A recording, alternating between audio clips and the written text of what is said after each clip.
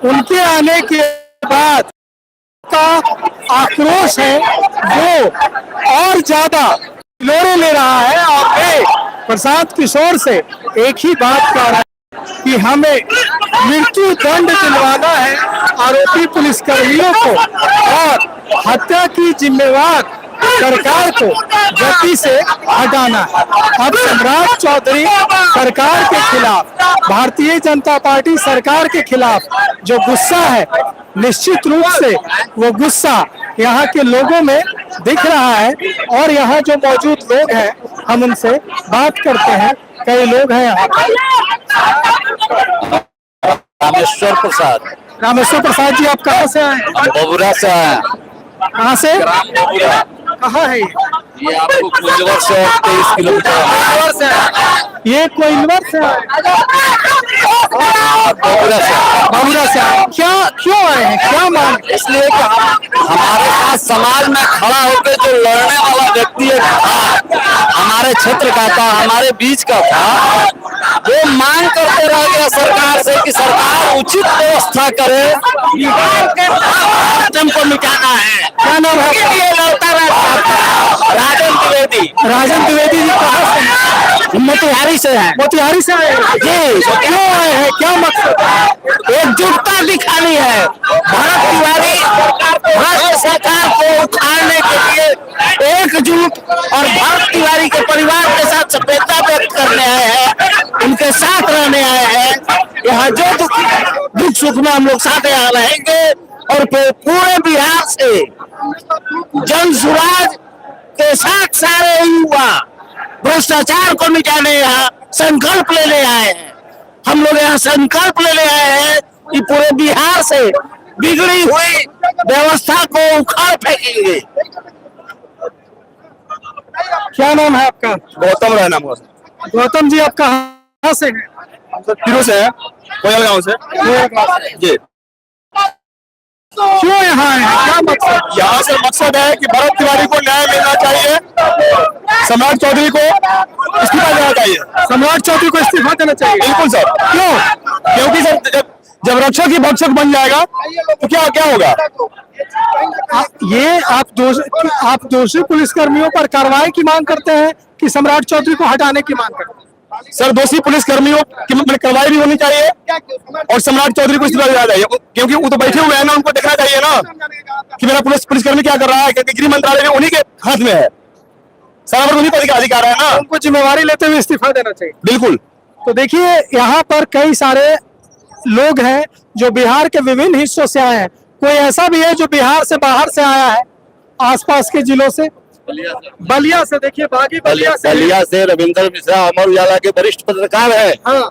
और हम आपसे यह सवाल पूछना चाहते हैं कि भरत तिवारी ने कौन सी ऐसी गलती की थी कि जो साजिशन के तहत 17 तारीख को 13 से 17 के बीच में भरत तिवारी यहाँ के जनप्रतिनिधियों और अधिकारियों को गले का फांस बना हुआ था वो लड़का, क्योंकि वह भ्रष्टाचार के ऊपर जो है वो अपना जो है आवाज उठा रहे थे, गरीबों के लिए लड़ रहे थे, किसी जाति विशेष के लिए नहीं, सारे गरीबों के मसीहा थे वो भी औरतों का जो है चल रहा है। आप लोगों के चल रहा है कि बलिया से आप आए हैं, क्या मांग है? मांग है कि उनको शहीद का दर्जा दिया जाए, उनके परिवार को 1 करोड़ रुपया अनुदान दिया जाए, उनको आवास दिया जाए, परिवार के एक सदस्य को सरकारी नौकरी दिया जाए।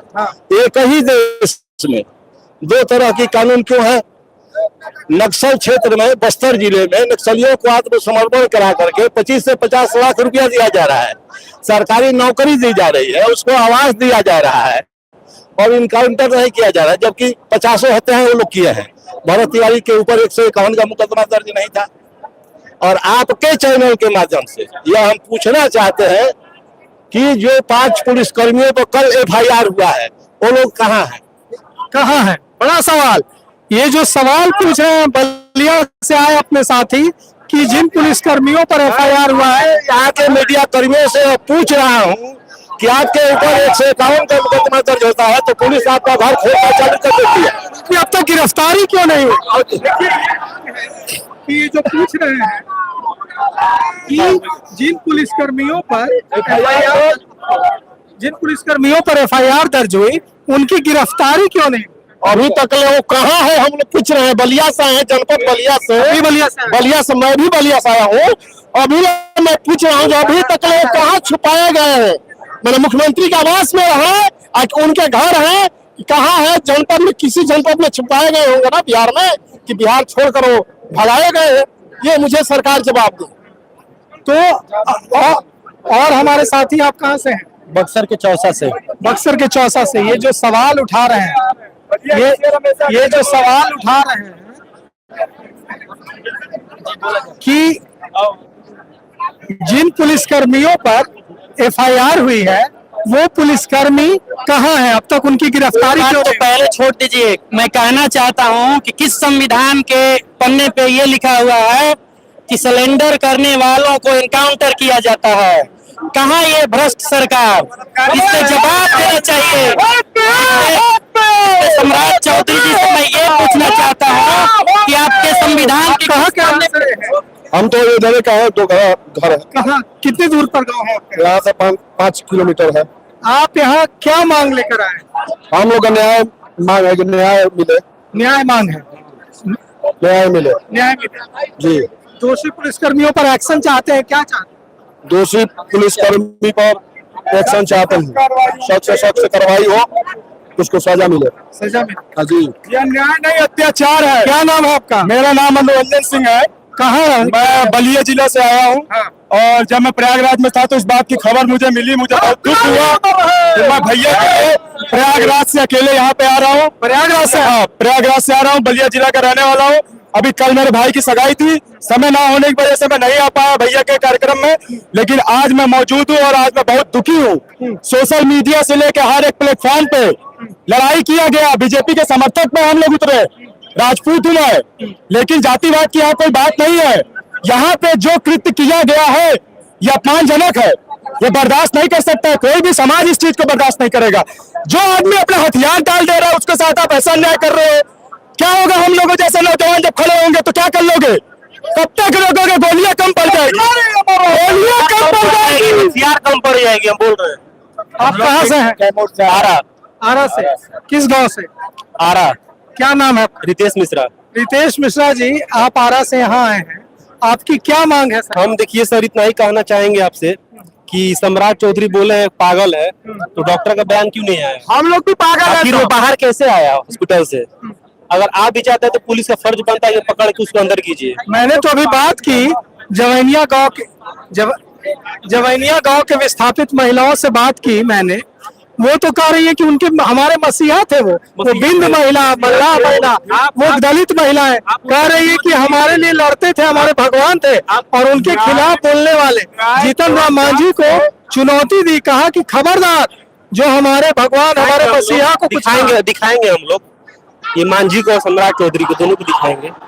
और आप देख लीजिएगा, बदलाव की आहट है और समाज केवल इस चीज से न्याय नहीं होगा कि 4 पुलिसकर्मियों को आपने सस्पेंड कर दिया। न्याय तब होगा जब बात भैया ये तो लिपा पोती है। ये शांत करने के लिए आंदोलन को एफआईआर वापस लिया गया है, किया गया है, ताकि लोग शांत हो जाए। इस समय शांत नहीं होने वाले। जब तक कोर्ट फैसला नहीं करेगा वो लोग जेल के अंदर नहीं होंगे, सजा नहीं में शांत नहीं होंगे। पहला बात आप देख लीजिएगा, भरत भूषण तिवारी बोल रहे हैं कि ना हम जनरल, ओबीसी, एसी सब मेरा भाई है। इसमें जातिवाद की प्लीज आप लोग ये मत कीजिए, ब्राह्मण से मत जोड़िए, ब्राह्मण था, दलित था, ये सबके लिए लड़ता था लड़का, ठीक है।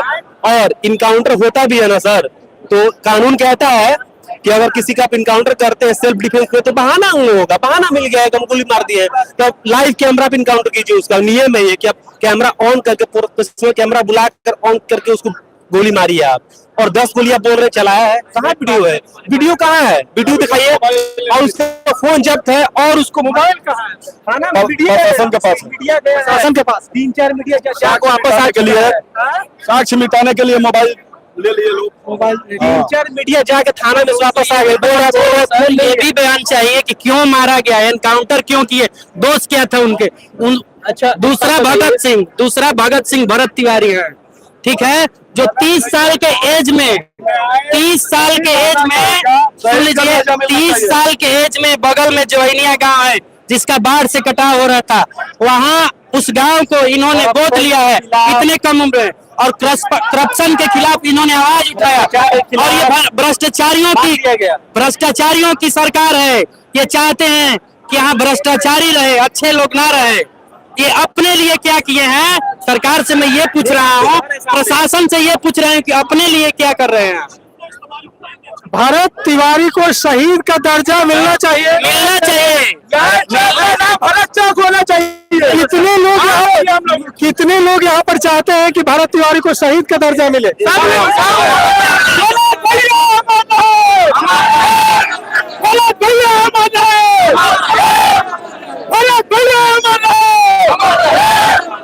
ये जो मुट्ठियां हवा में लहरा रही, ये युवाओं की मुट्ठी है।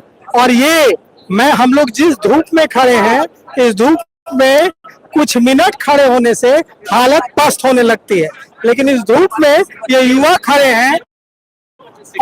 और आपसे मेरे और विनती है कि आप इसको बहुत अच्छे से चलाइए अपने मीडिया पे। ये चल रहा है, लाइव चल रहा है, वी आर लाइव। आप सब लोग लाइव है, लाइव चल रहा है कि सच्ची मायने में जो न्याय भरत भैया को मिलेगा, ये केवल 4 पुलिस कर्मियों को सस्पेंड करने से नहीं मिलेगा। क्या थी उनकी? डीएम आ जाए, एसपी आ जाए, आ जाता लोग बैठ के समझौता कर लेता। यही मांगता, पंचायत बुला के बैठा के समझौता कर लेते, हथियार उठाते ही नहीं, आया ही नहीं, आज ये होता ही नहीं, आ जाता लोग। अभी फरार है, सब फरार है, मीडिया जा रहा है, दरवाजा बंद है, कोई बयानबाजी नहीं, भाग रहा है। क्यों भाग रहे हो? बयान तो कल सम्राट चौधरी मीडिया के सामने से भागे हैं। हमारे साथ ललन जी यादव जी हैं। मैंने अभी जवैनिया गांव की विस्थापित महिलाओं से बात की। वो महिलाएं कह रही हैं कि भरत तिवारी, भरत बिंद थे, भरत यादव थे, भरत स्वर्णकार थे, वो जो लोग इसे जातीय रंग देने की कोशिश कर रहे हैं, उनसे वो निरक्षर महिलाएं कह रही है कि खबरदार, जो हमारे हकों के लिए, बिजली, पानी और हमारे मुद्दों के लिए लड़ने वाले भरत तिवारी को मानसिक रूप से बीमार बताया। वो अगर मानसिक रूप से बीमार थे तो काश ऐसी बीमारी सबको हो जाए जो हम गरीबों के लिए लड़ने। भरत तिवारी एक सामाजिक कार्यकर्ता थे, वो सभी वर्गों के लिए काम करते थे। और अभी जो लोग जातीय रंग दे रहे हैं, ये गलत बात है। वो पूरे समाज के लिए काम करते थे। अभी जो विस्थापित हुए थे पिछली बार जमुनिया गांव में जो आई थी कटाव, आप दूसरे लोग बोलेंगे और आप जो बोलेंगे, दोनों में फर्क है। आप खुद जिलाधिकारी रहे हैं, डीएम रहे हैं। इस पूरे मामले में आपने देखा विस्थापित किस हाल में है। जवैनिया गांव के विस्थापित, मैं अभी उनका हाल देखकर आ रहा हूँ। ये उनकी जो हालत है, ये क्या यहाँ के जिलाधिकारी, यहाँ के एसडीएम, यहाँ के प्रशासन पर ये सवाल नहीं है? ये नारकीय जिंदगी उन्हें कैसे दी गई? विस्थापित को जो जमीन मिली थी उसमें गड्ढे थे, फिर जो पानी की व्यवस्था की थी उसमें पीने लायक पानी नहीं आ रहा था। तो इन सब के विरुद्ध वो जो है की आवाज उठा रहे थे। तो विस्थापित सभी तरह के, सभी जाति के लोग थे। तो ये जो भरत तिवारी जो आवाज उठा रहे थे, सभी वर्गों के लिए आवाज थी, विस्थापितों के लिए आवाज थी। तो कहीं से इसमें जातीय बात नहीं थी। जातीय रंग देने की जो कोशिश की जा रही है, गलत है।